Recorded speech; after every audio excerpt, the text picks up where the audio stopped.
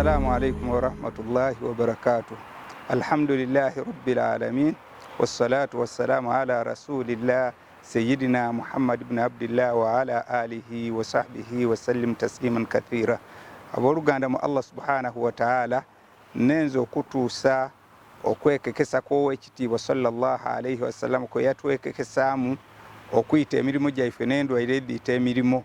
Hadithi ya Jundub ibn Abdillahi ibn Abi Sufyan radiyallahu anhu akoba nti nawulira Oweekitiibwa sallallahu alayhi wa sallam ng'akoba yakoba nti man sammaa samma Allahu bihi, omuntu akola lwakwenda bamuwulire Katonda amusindikira abaana amuwulira byakobye.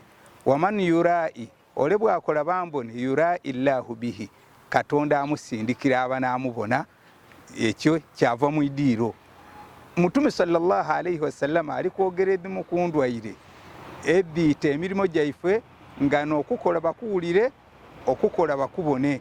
Kanti ekiba n'ekigendererwa kyo Allah idda kiyamba ku kitambule nga bw'okyenda, aye enkomerero oba mubaakola abajja okusasulwa nayo oba oziramu. Tina ekyo kyonka abantu benda okubatendereza, abantu benda okubagayaku, abantu benda emirimu gino egya Katonda okuba nanga bagifunira mu duniya.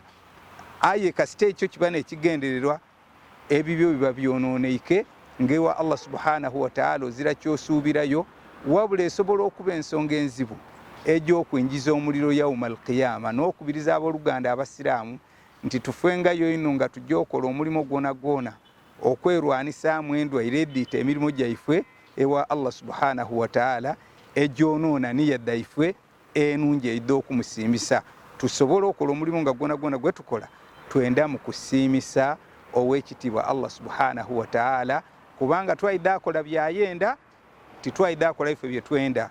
Twayidde kubuweereza yali tukole buli kintu kyona kyona nga tukikola lwakwenda, engeri etumwendamu twende byayenda, tusobole okumaliza nga tumusiimisa.